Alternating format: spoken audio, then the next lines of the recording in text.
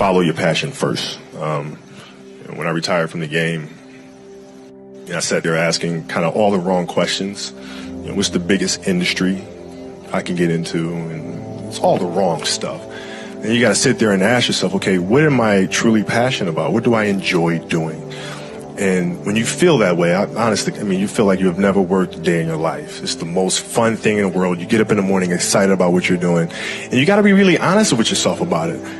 If you wake up in the morning and you're dreading going to work, dude, do something else. Right. Do something else. And those are hard decisions to make. But when you make those decisions, it's a very liberating experience. And you find out that the rewards will come. I think the best way to prove your value is to work, is to learn, is to absorb, to be a sponge. You always want to outwork your potential. As hard as you believe you can work harder than that.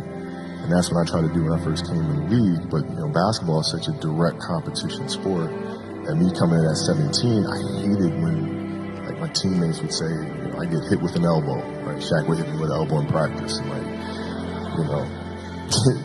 Nick Van Exel will come up and say, "Are you okay?" I'm like, what?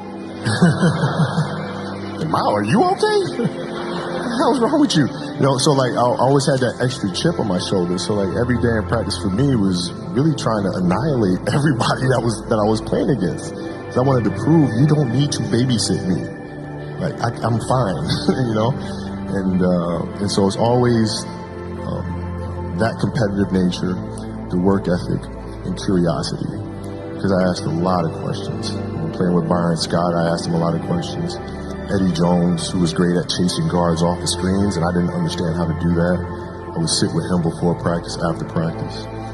Magic, all the Laker greats, I would always sit down and just ask them questions about certain games that I studied growing up. What actually happened there? What did you feel there and why?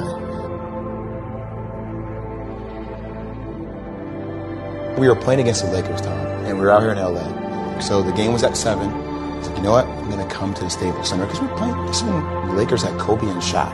Okay, this is like the championship Lakers. So I'm going to get there at 3 o'clock. And I want to make sure I make 400 made shots before I go back into the room, and then I sit in the sauna and I get ready for the game. So, get in the car, get to the gym, get there, and as I'm walking onto the court, who do I see? I see Kobe Bryant, already working out. So once I set my foot across that line, I started working out. And so I worked out for a good hour and a half. And when I came off, after I was done, I sat down, and of course I still heard the ball bouncing. I looked down, I'm like, this guy's still working out. He was working out for it looks like he was in a dead sweat when I got here. And he's still going. And it's not like his moves are nonchalant or lazy. He's doing game moves. I sit there and I unlace my shoes. I'm like, I want to see how long this goes. So I sit out there and watch. 25 minutes. And they got done. I said, okay, I think I've seen enough. Go play, come back, get in the sauna, get ready for the game. That game, he drops 40 on us. Okay? And after the game is over, I'm like, I have to ask this guy. I have to understand, why he works like that. Right. So after the game is over, I'm like, hey, Kobe, why were you in the gym for so long? He's like, because I saw you come in. And I wanted you to know that it doesn't matter how hard you work, that I'm willing to work harder than you.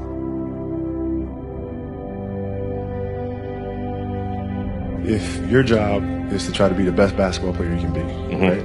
To do that, you have to practice, you have to train. Right? You want to train as much as you can, as often as you can. So if you get up at 10 in the morning, train at 11, right? 12, say 12, train at 12, train for 2 hours, 12 to 2. You have to let your body recover. So you eat, recover, whatever. You get back out, you train, start training again at 6. Train from 6 to 8, right? And now you go home, you shower, you eat dinner, you go to bed, you wake up, you do it again, right? Those are 2 sessions.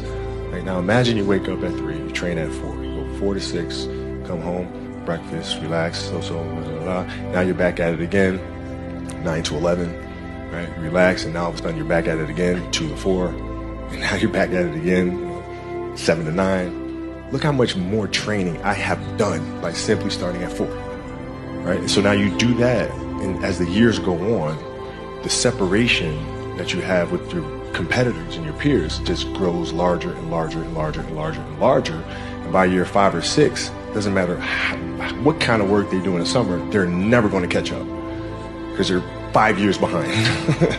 Right? So it makes sense to get up and start your day early because you can get more work in.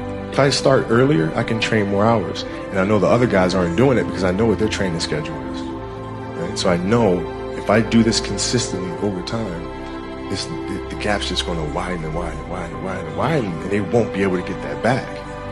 So to me, it was just common sense. I'm like thinking, how can I get an advantage? Oh, start early. Yeah, let's do that.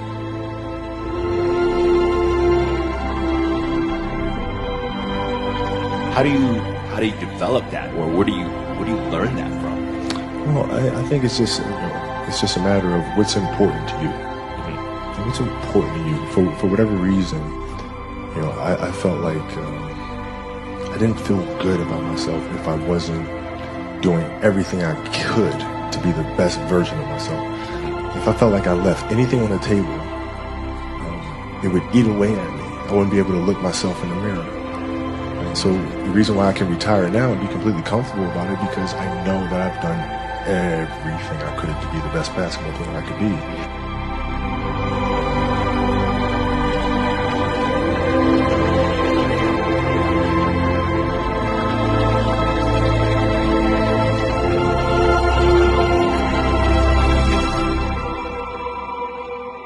Absolutely beautiful, you guys. I can't believe it's come to an end. You guys will always be in my heart. And what can I say? Mamba out.